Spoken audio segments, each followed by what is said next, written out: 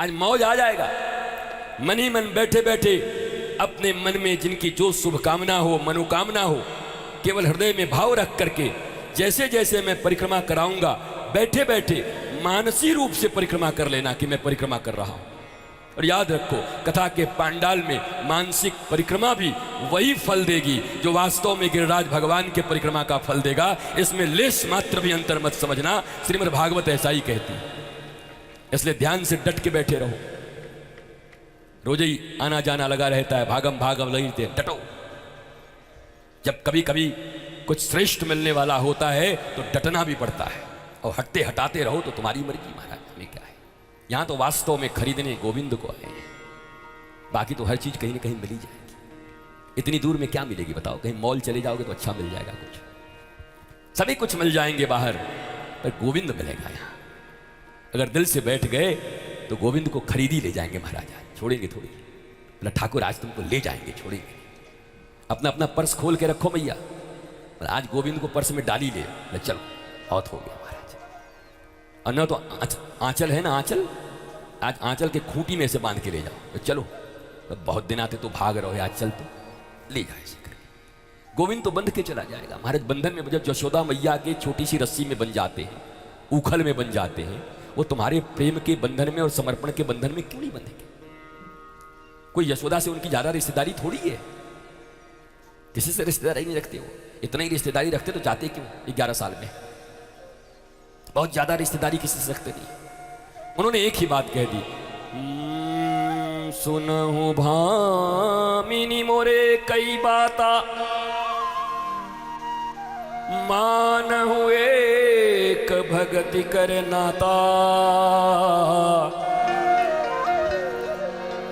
सुनहु भामिनी मोर एक ही बाता, मानहु एक भगति कर नाता।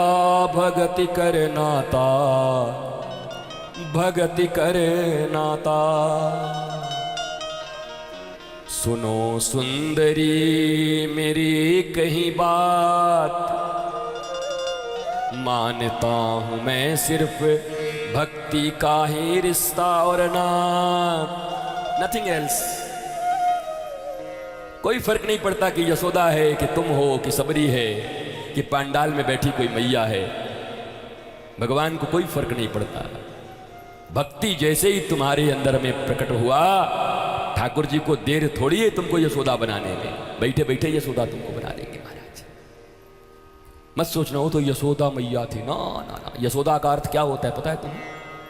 यशोदा जो कर्म तो स्वयं करे परंतु यश दूसरे को दान दे दे। यशोदा जो यश का दान करने में विश्वास रखती है, उसको यशोदा कहते हैं। अब तुम में से कितनी मैया है जो यश दान करती है बताओ, और कितने भैया हैं? हम तो ऐसे हैं कि लड़े सिपाही नाम सरदार के, काम कोई और करे और छाती हमारी ऐसे रहे सामने। और तुम्हारे घर गोविंद आएंगे। गोविंद आने के जो जो तरीके हैं तुम उसके बिल्कुल विपरीत खड़े। जो जो चीज उनको आने के लिए चाहिए तुम उनके बिल्कुल विपरीत खड़े, और फिर भी आशा लगाए बैठे हो कि कभी गोविंद आ जाएगा। गोविंद आएगा लेकिन गुरु के ज्ञान से ही आएगा। गुरु के ज्ञान को सुनने की धैर्य तुम में नहीं है। धैर्य है भी तो उसको पालन करने का साहस तुम में नहीं। इतना धैर्य और साहस जिस व्यक्ति के भीतर आ जाए, ध्रुव की आंखों से, ध्रुव ने भगवान से एक प्रश्न पूछा कि तुम बड़े कठोर हो, माखन मलाई जैसा मैं समझता था। बताओ मैं छोटा सा बच्चा 5 साल का 6 महीने से बिना खाए पिए तुम्हारी तपस्या कर रहा हूं, अब आ रहे हो? 5 साल का बच्चा हूं मैं, हवा भी नहीं पिया, पहले पत्ते खाया फिर पानी पिया, फिर खाना भी छोड़ दिया, फिर मैंने श्वास लेना भी छोड़ दिया। तुम कठोर हो, जालिम हो। भगवान ने कहा चुप रह, बहुत बोलता है। बोला क्यों? बोला सुन ध्रुव, मैं किसी कठोर तपस्या, जिम्नास्टिक, उल्टे लटकने और बहुत भूखे रहने और खाने से नहीं मिलता। मैं सत्य कहता हूं।